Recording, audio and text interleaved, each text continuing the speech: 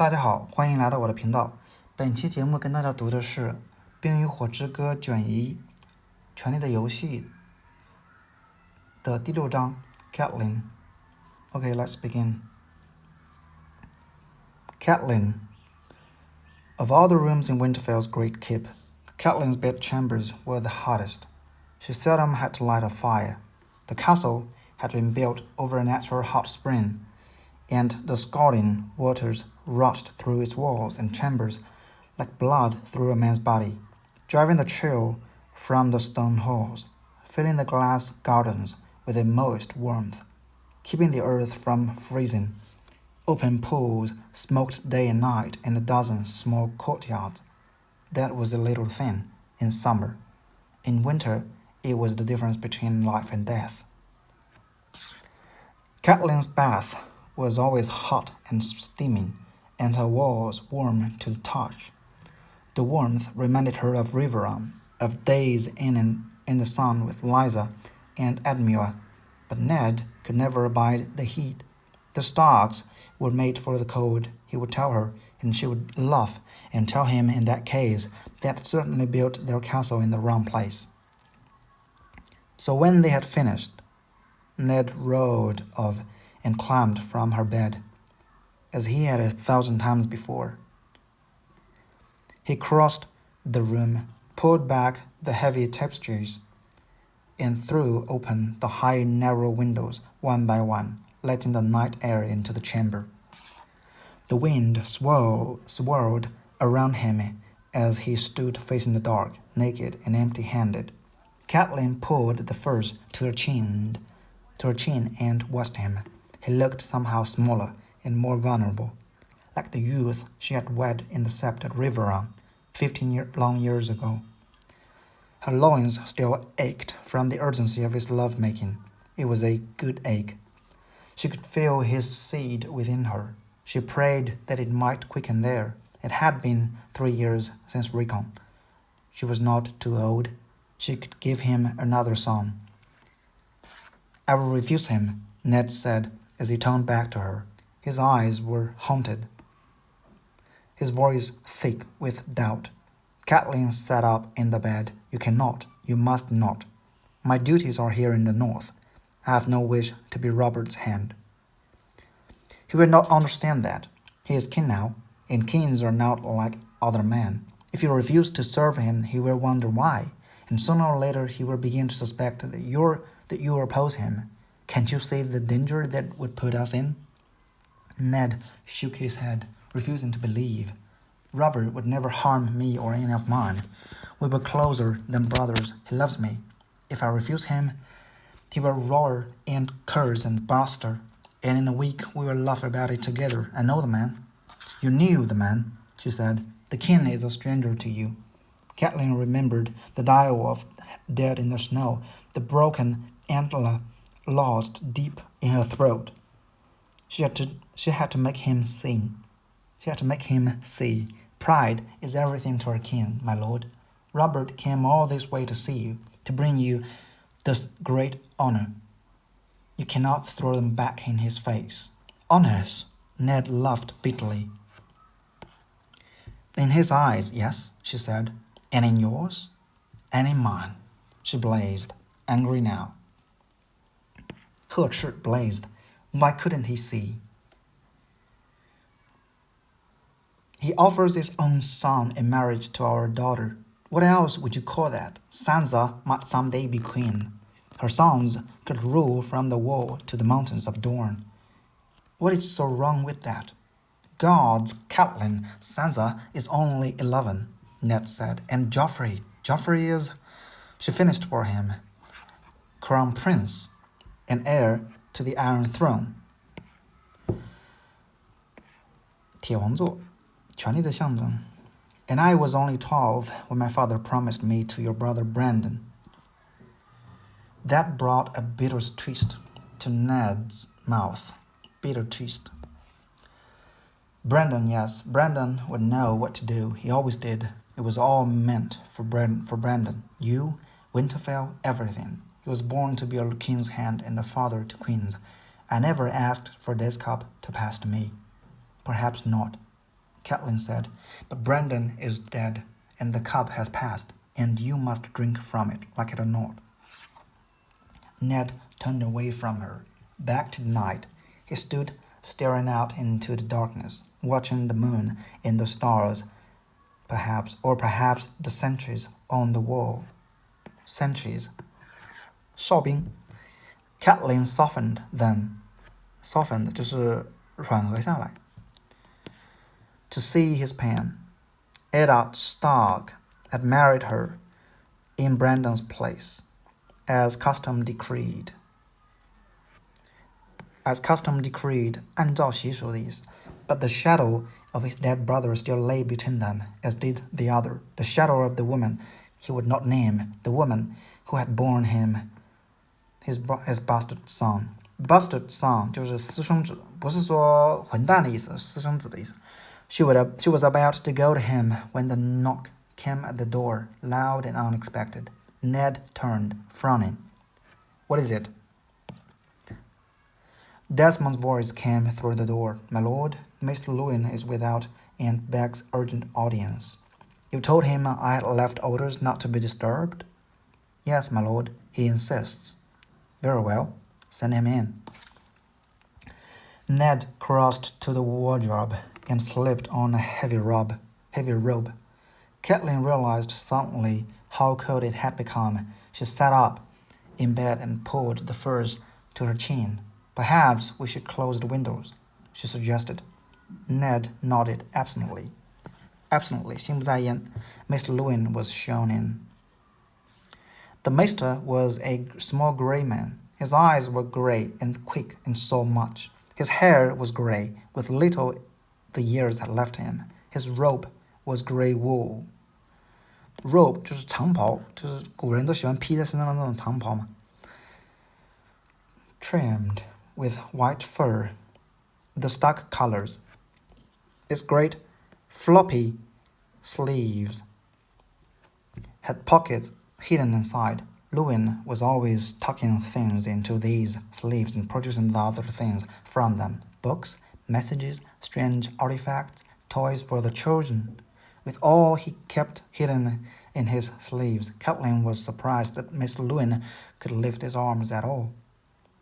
The maester waited until the door had closed behind him before he spoke. My lord, he said to Ned, pardon for disturbing your rest. I have been left a message. Ned looked irritated. 生气, irritated. Being left? By whom? Has there been a rider? I was not told. There was no rider, my lord.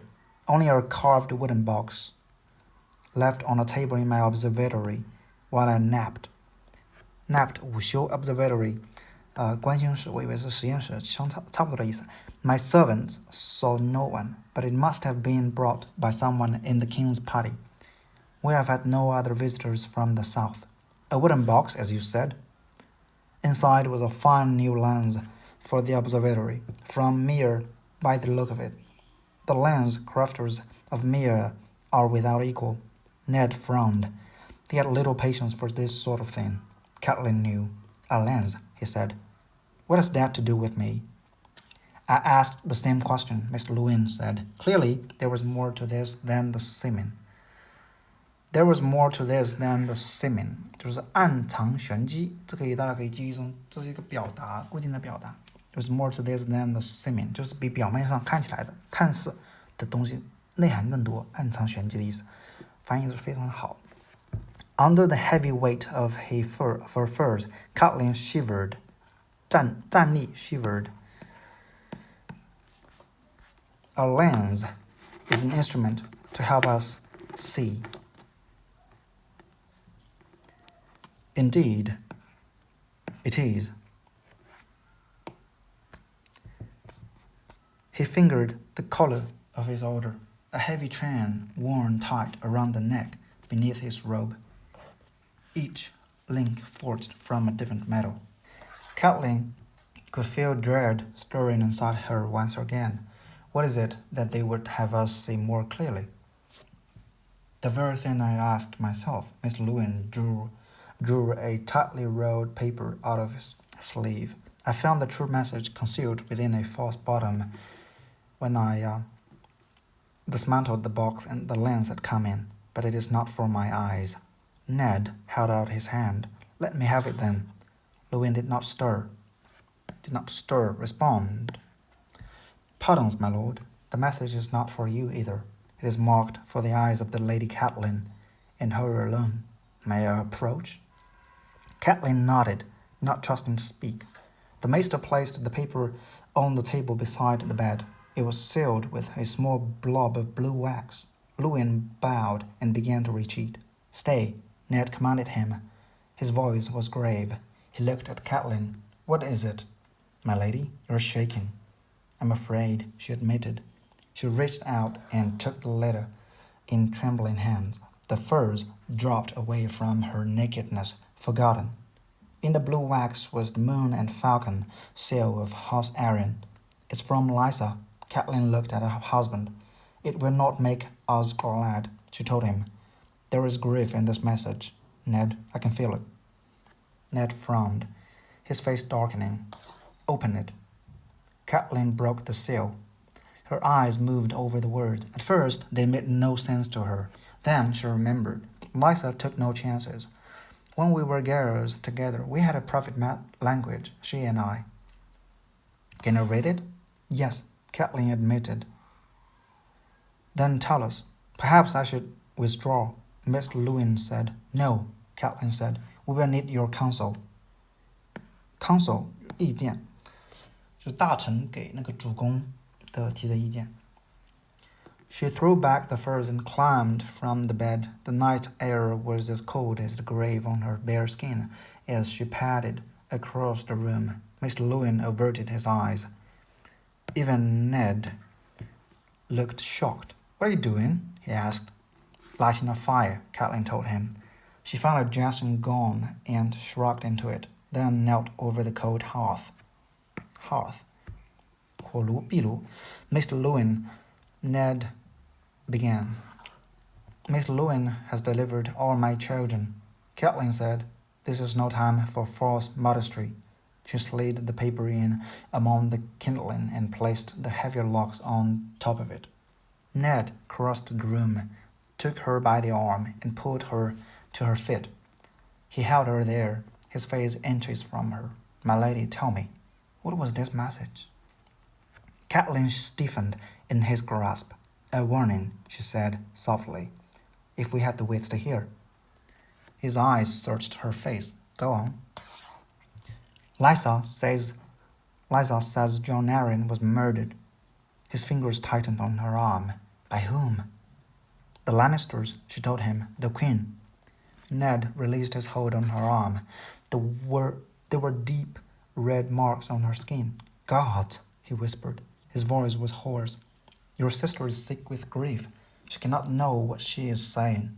She knows, Catelyn said. Lysa is impulsive, yes, but this message was carefully planned, cleverly hidden. She knew it meant death if her letter fell into the wrong hands. To risk so much, she must have had more than mere suspicion. Catelyn looked to her husband. Now we truly have no choice. You must be Robert's hand. You must go south with him and learn the truth. She saw at once that Ned had reached a very different conclusion.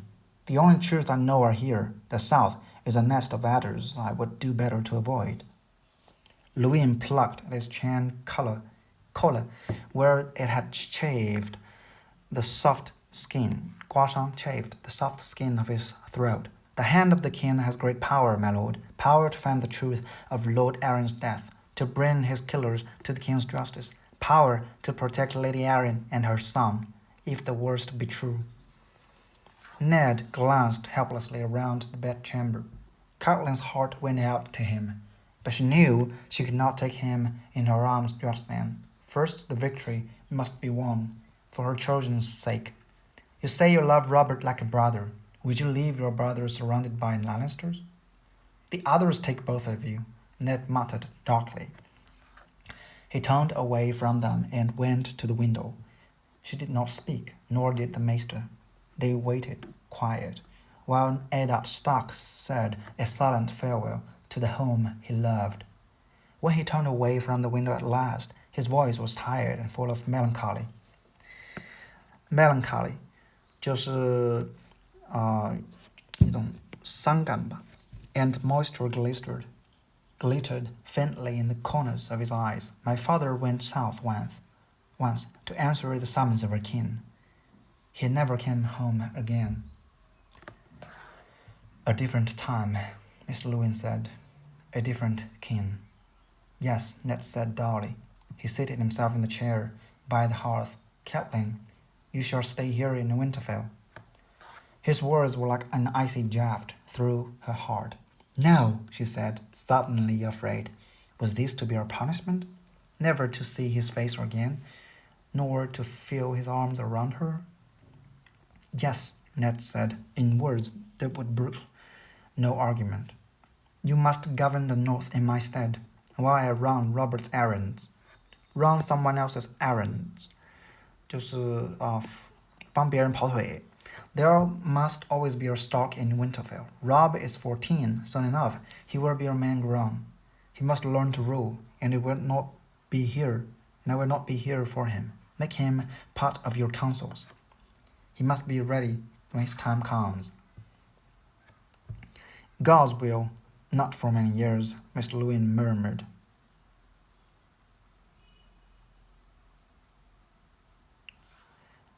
Mr. Lewin, I trust you as I would my own blood. Give my wife your voice in all things great and small. Teach my son the things he needs to know. Winter is coming. Mr. Lewin nodded gravely. The silence fell until Catelyn found her courage and asked the question whose answer she most dreaded. What of the other Trojan? Ned stood and took her in his arms and held her face close to his. Rickon is very young, he said gently. He should stay here with you and Robb. The others I would take with me. I could not bear it, Catelyn said, trembling. You must, he said. Sansa must wed Joffrey, and this is clear now. We must give them no grounds to suspect our devotion, and it is past time that Arya learned the ways of a Southron court. In a few years, she will be of an age to marry too. Sansa would shine in the south, Catelyn thought to herself, and the gods knew that Arya needed refinement. Refinement 就需要一些管教啊，一些磨练啊，提高啊，提升。Reluctantly, she let go of them in her heart, but not Bran, never Bran. Yes, she said, but please, Ned, for the love you bear me, let Bran remain here at Winterfell. He is only 7. I was 8 when my father sent me to foster at the Eyrie. Ned said, "Foster 就是养育嘛，就是这里是做养子的意思。Sir Roderick tells me there is bad feeling between Robb and Prince Joffrey. That is not healthy. Bran can bridge that distance. He's a sweet boy, quick to love, easy to love. Let him grow up with the young princess. Let him become their friend as Robert became mine. Our house will be the safer for it." He was right. Catelyn knew it. It did not make the pain any easier to bear. She would lose all 4 of them then. Ned and both girls and her sweet, loving Bran. Only Robb and little Rickon would be left to her. She felt lonely already. Winterfell was such a vast place. Keep him off the walls then, she said bravely. You know how Bran loves to climb. Ned kissed the tears from her eyes before they could fall. Thank you, my lady, he whispered. This is hard, I know. What of Jon Snow, my lord? Mr. Lewin asked. Catelyn tensed at the mention of the name. Ned felt the anger in her and pulled away. Many man-fathered bastard. Catelyn had grown up with that knowledge. It came as no surprise to her, in the first year of her marriage, to learn that Ned had fathered their child on some girl chance met on campaign. He had a man's knees, after all, and they had spent that year apart. Ned at war in the south, while she remained safe in her father's castle at Riverrun. Her thoughts were more of Robb, the infant at her breast, than of the husband she scarcely knew. Scarcely 就是几乎不 hardly scarce 是稀少是吧？物以稀为贵的稀少，几乎不。He was welcome to whatever solace he might find between battles。这句话翻译的真的是非常好，他在戎马空呼吗？既然自然不免寻求慰藉，是吧 ？Was welcome to whatever solace he might find between battles。Solace 就是这种慰藉 ，and if or comfort 也是一样的。And if his seed quickened, she expected he would see to the child's needs. He did more than that. The Starks were not like other men. Ned brought his bastard home with him and called him son for all the north to see. When the wars were over at last, the Catelyn rode to Winterfell. Jon and his wet nurse had already taken up residence. That cut deep. Ned would not speak of them, would not speak of the mother, not so much as a word. But a castle has no secrets. And Catelyn heard her maids repeating tales they heard from the lips of her husband's soldiers. They whispered of Sir Arthur Dane, the sword of the morning, deadliest of the 7 knights of Arya's Kingsguard, and of how their young lord had slain him in single combat. And they told how afterward Ned had carried Sir Arthur's sword back to the beautiful young sister who awaited him in the castle called Starfall on the shores of the summer sea. The Lady Ashura Dane, tall and fair, with haunting violet eyes. It had taken her a fortnight to marshal her courage.鼓起勇气 summon up courage 是一样的意思。But finally, in bed one night, Catelyn had asked her husband the truth of it, asked him to his face. That was the only time in all the years that Ned had ever frightened her. Never ask me about Jon, he said, cold as ice. He is my blood, and that is all you need to know. And now I will learn where you heard the name, my lady. She had pledged to obey. She told him, and from that day on the whispering had stopped, and Ashara Dane's name was never heard in Winterfell again. Whoever Jon's mother had been, Ned must have loved her fiercely, for nothing Catelyn said would persuade him to send the boy away. It was the one thing she could never forgive him. She had come to love her husband with all her heart, but she had never found it in her to love Jon. She might have overlooked a dozen bastards for Ned's sake, as long as they were out of sight. Jon was never out of sight, and as he grew, he looked more like Ned than any of the true-born sons she bore him. Somehow that made it worse. Jon must go, she said now. He and Robb are close, I'd hoped. He cannot stay here, Catelyn said, cutting him off. He is your son, not mine. I will not have him. It was hard, she knew, but no less the truth. Ned would do the boy no kindness by leaving him here at Winterfell. The look Ned gave her was anguished. 痛楚，充满痛楚. You know I cannot take him south. There will be no place for him at court. A boy with a bastard's name?